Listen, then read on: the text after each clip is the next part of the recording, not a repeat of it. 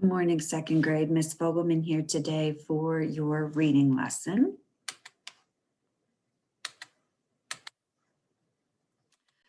All right, so this week we are going to be starting a different kind of text.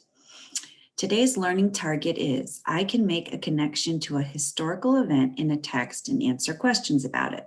So our text this week will be more about historical events, not scientific procedures.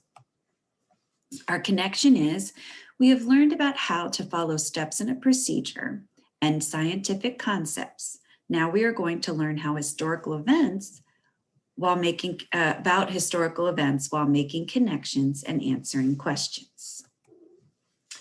Sometimes when we read special types of informational text, we as readers have to switch gears. Today we are going to look at historical events.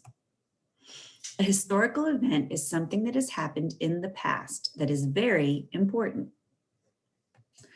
Okay, so one of the important people in our past is Martin Luther King Jr.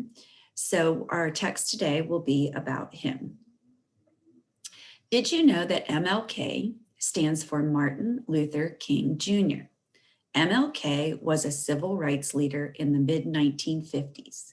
He fought for everybody to be treated equal, no matter what their skin color. MLK stood up against unfair laws that judged people because of the color of their skin. He changed the way people were treated. Now, when was MLK a civil rights leader? So if we go back into the passage, because I do remember them telling me about the time frame that MLK was a civil rights leader. And it says right here, MLK was a civil rights leader in the mid-1950s. That means that it's around 1955, 1956, that time frame. Why were people treated unfairly?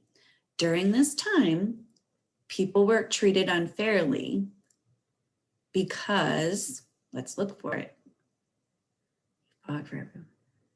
Okay. MLK stood up against unfair laws that judged people because of the color of their skin. Okay, so he was fighting for people to not be judged by the color of their skin. And remember, when I say fighting, it doesn't mean he was out there actually physically fighting against someone.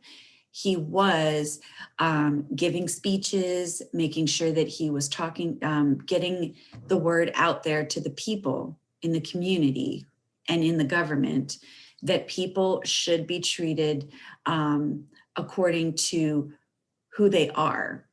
What kind of person are they? Not the color of their skin.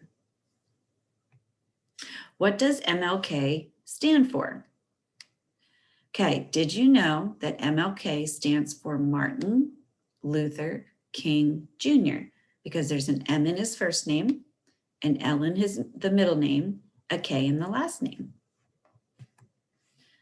MLK wanted everyone to be treated. Let's see if we can find it in our passage.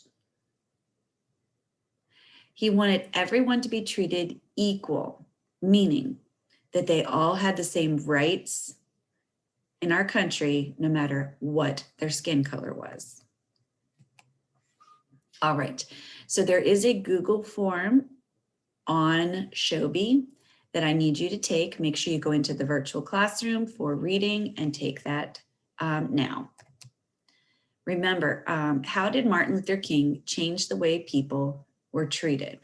Okay, so he stood up against unfair laws. There were laws at that time that treated people according to their color of their skin and not the person that they are. All right, have a great day. I will see you soon.